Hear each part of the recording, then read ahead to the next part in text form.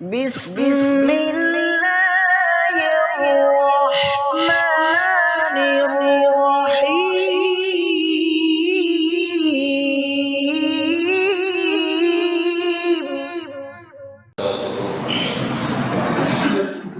إن الحمد لله نحمده ونستعينه ونستغفره ونؤمن به ونتوكل عليه ونعوذ بالله من شرور أنفسنا ومن سيئات أعمالنا من يهده الله فلا مضل له ومن يضلل فلا هادي له وأشهد أن لا إله إلا الله وحده لا شريك له وأشهد أن محمدا عبده ورسوله صلى الله عليه وعلى آله وصحبه أجمعين. أما بعد فقد قال الله تعالى في كلامه القديم الفرقان الحميد: بسم الله الرحمن الرحيم. ويصنع الفلك وكلما مر عليه ملأ من قومه سخروا منه قال إن تسخروا منا فإنا نسخر منكم كما تسخرون. அளவற்ற அருளாளன் நிகரில்லா அன்புடையோன் எல்லாம் வல்ல அல்லாஹுவை போற்றி புகழ்ந்தவனாக உயிரிலும் மேலான கண்மணி முஹம்மது ரசூலுல்லாஹி ஸல்லல்லாஹு அலைஹி வஸல்லம் அவர்கள் மீதும் அவர்களின் உயர்வான உம்மத்துக்கள் அனைவர்கள் மீதும் அல்லாஹுவின் அன்பும் அருளும் வந்து சேரட்டுமாக. இன்றைய தினம் நாம் ஓதிய கேட்ட அனைத்து இறைவசனங்களுக்கும் நிறைவான நல்ல கூலி அல்லாஹ் வழங்கி அருள் புரிவானாக. நம்முடைய தொழுகைகளை அல்லாஹ் கபூல் செய்வானாக. நம்முடைய இஹ்லாஸை அல்லாஹ் கபூல் செய்வானாக. ஃபர்தான வாஜிபான சுன்னத்தான நம்முடைய வணக்கங்களை அல்லாஹ் ஏற்றுக்கொள்வானாக. நம்முடைய நோன்பை, துஆக்களை, ஸிக்ர்களை, இஸ்திக்ஃபார், ஸலவாத், திலாவத்துகள் போன்ற அனைத்து இபாதத்துகளையும் அல்லாஹ் கபூல் செய்வானாக. பாவத்தை விட்டும் பாவத்தின் தொடர்பை விட்டும் அல்லாஹ் பாதுகாப்பானாக. மக்ஃபிரத்தையும் ரஹ்மத்தையும் அல்லாஹ் புனிதமிக்க இந்த ரமலான் மாதத்தில் நமக்கும் நம் குடும்பத்திற்கும் அல்லாஹ் நசீபாக்கி தருவானாக. வாழும் காலமெல்லாம் நோய் நொடிகள் இல்லாமல் ஆரோக்கியமான ஆஃபியத்தான முழுமையான ஷிஃபாவை பெற்ற வாழ்வை அல்லாஹ் நம் அனைவர்களுக்கும் நம் குடும்பத்தார்களுக்கும் தந்தருவானாக. கண்ணியமிக்க முஃமினீன்களே, இன்று ஓதப்பட்ட சூறாக்களில் சூரா யூனுஸ் என்ற சூரா, அதை அடுத்து சூரா ஹூத் என்ற சூரா, 2 சூறாக்கள் ஓதப்பட்டிருக்கிறது.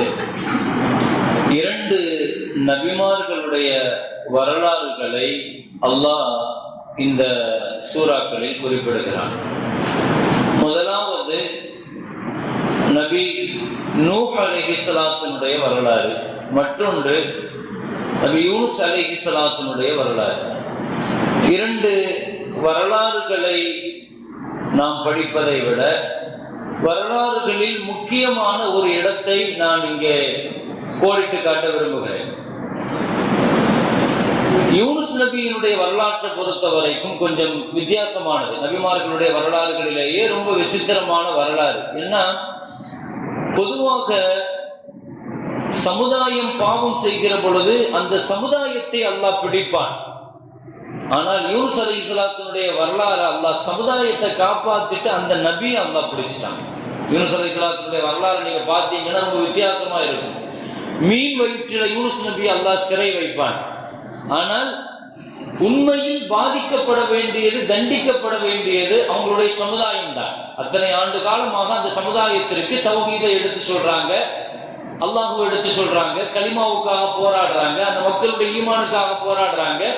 யூனுஸ் அலைஹிஸ்ஸலாத்தினுடைய தாவாவுடைய பணி இருக்கிற மகத்தான பணி, அந்த மக்கள்கிட்ட பெரிய புரட்சிகரமான தாவா பணி செய்யறாங்க.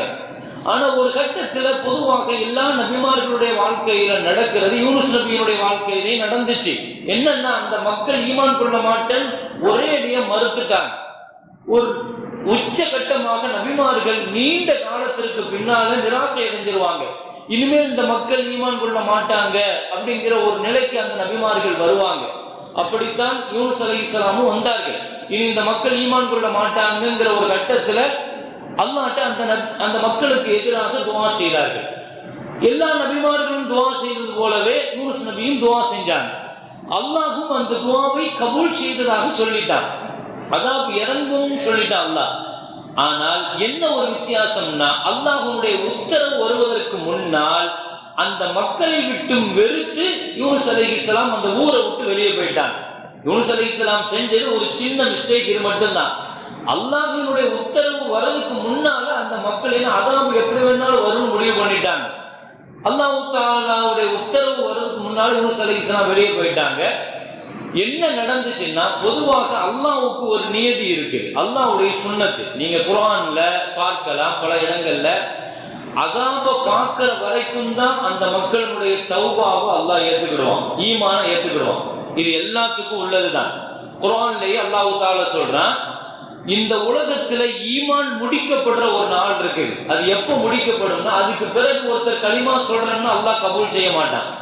குர்ஆன்ல அல்லாஹ் தஆலா அதை பத்தியான ஒரு வார்த்தையை சூரத்துல் அன்ஆம்ல அல்லாஹ் சொல்றான், யௌம லா யன்ஃபஉ நஃப்ஸன் ஈமானுஹா, ஒருவர் ஈமான் கொள்ற அந்த ஈமான் அவருக்கு பலன் அளிக்காத அந்த நாள் அப்படின்னு ஒரு நாளை பத்தி அல்லாஹ் குர்ஆன்ல சொல்றான்.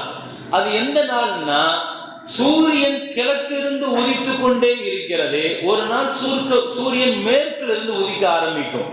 அப்போ குர்ஆனும் ஹதீஸும் சொல்ற அந்த வார்த்தை, மேற்கு சூரியன் உதித்ததற்கு பின்னாலேயும் இந்த உலகம் சில நாட்கள் இருக்கும்.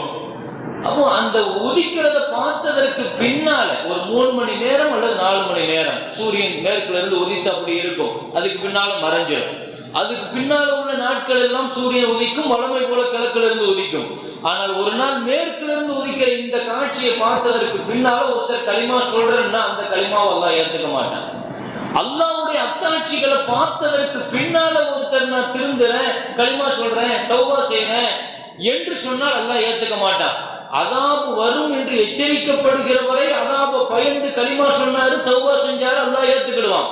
இதே தான் தனிப்பட்ட மனிதனுடைய வாழ்க்கையிலையும் மலக்குள் மௌத்தை பார்க்கிற வரைக்கும் தான் நான் திருந்துறேன், தௌபா செய்றேன், தொழுதுக்கிறேங்கிறதெல்லாம் மலக்குள் மௌத்தை பார்க்கிற வரைக்கும் தான், மலக்குமார்களை பார்க்கிற வரைக்கும் தான்.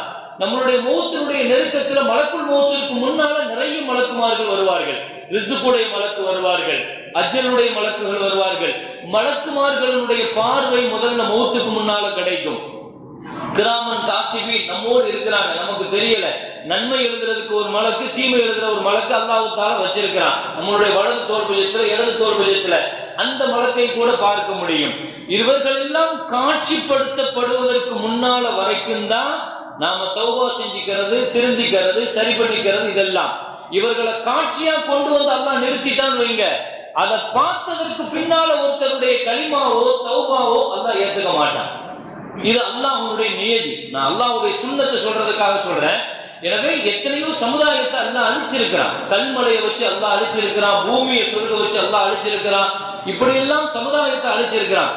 அதாபும் வருகிற வரைக்கும் தான். அதாப பார்த்ததற்கு பின்னால நான் திருந்துறேன்னு சொன்னா ஒரு சமுதாயத்தை அல்லாஹ் அந்த திருந்துதலை ஏத்துக்க மாட்டான், அந்த தௌபாவை அல்லாஹ் ஏத்துக்க மாட்டான், அந்த ஈமான அல்லாஹ் ஏத்துக்க மாட்டான். இந்த நியதியிலிருந்து விடுபட்டவர்கள் யூனுஸ் அலைஹிஸ்ஸலாத்தினுடைய சமுதாயம் மட்டும்தான். நான் அதனால தான் இதை சொல்றேன். அதாபு வானத்திலிருந்து இறங்கிடுச்சு, கிட்டத்தட்ட அவங்க மேல வரணும், எல்லாருமே பார்க்கிறாங்க அதாப.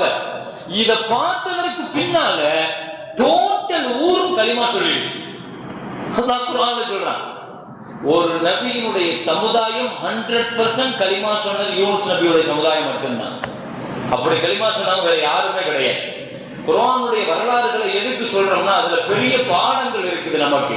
அதுல ஒவ்வொன்றையும் நம்ம படிக்கணும். குர்ஆனுங்கிறது வரலாறு நூல் கிடையாது, கதை சொல்றதுக்கோ வரலாற்று சொல்றதுக்கோ இறக்கப்பட்ட நூல் கிடையாது.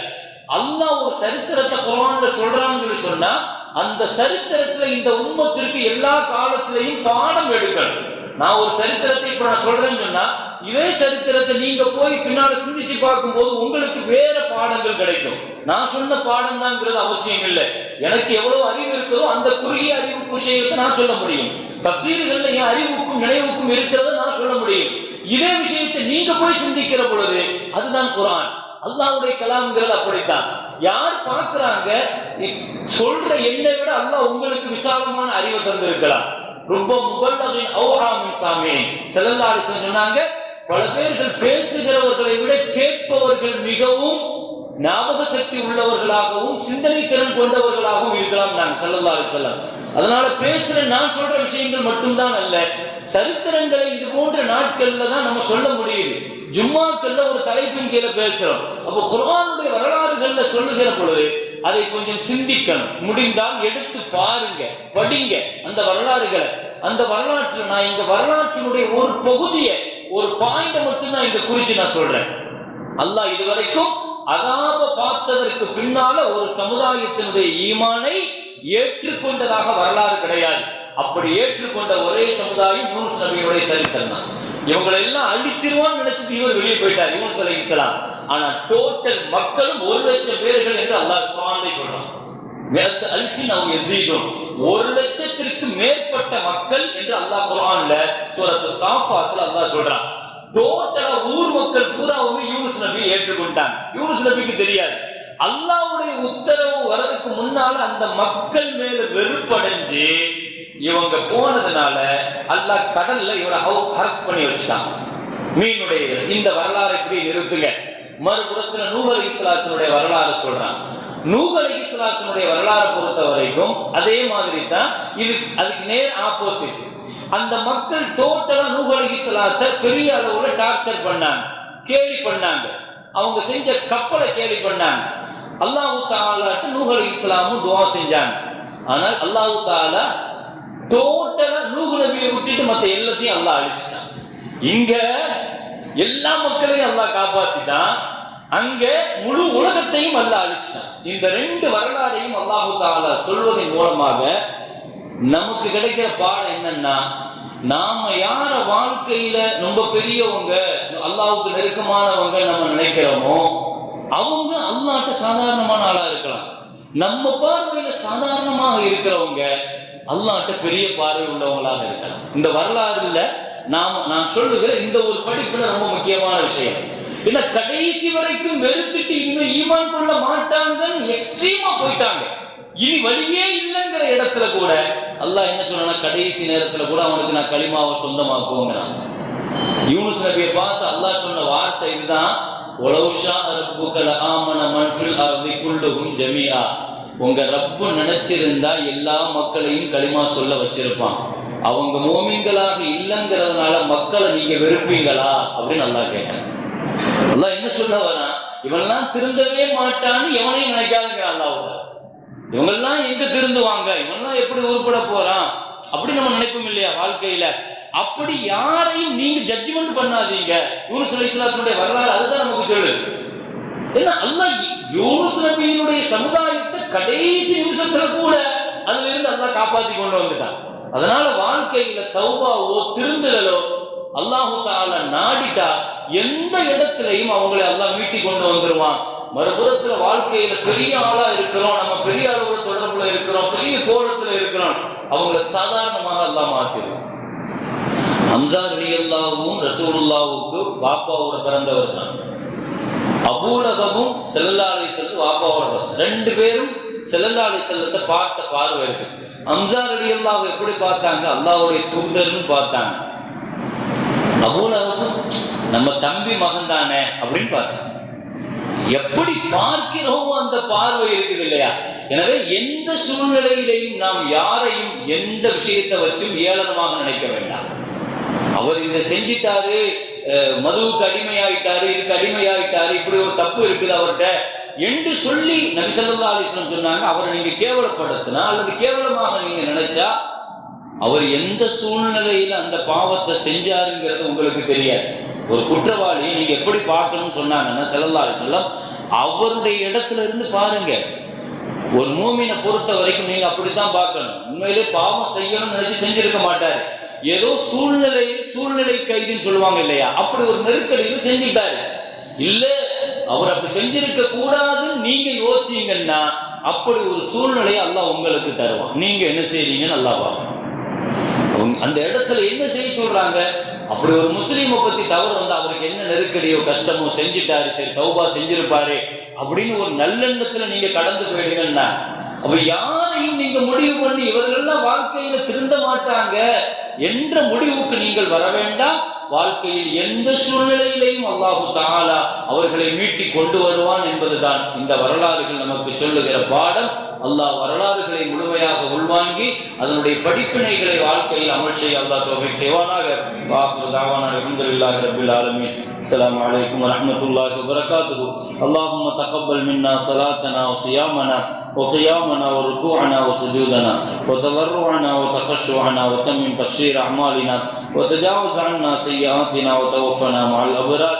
صلى الله وسلم على سيدنا محمد وآله وصحبه أجمعين والحمد لله رب العالمين. صلى الله على محمد صلى الله عليه وسلم. صلى الله على محمد صلى الله عليه وسلم. صلى الله على محمد يا رب صل عليه وسلم. மேலப்பாளையம் தர்பியத்துன் நிசா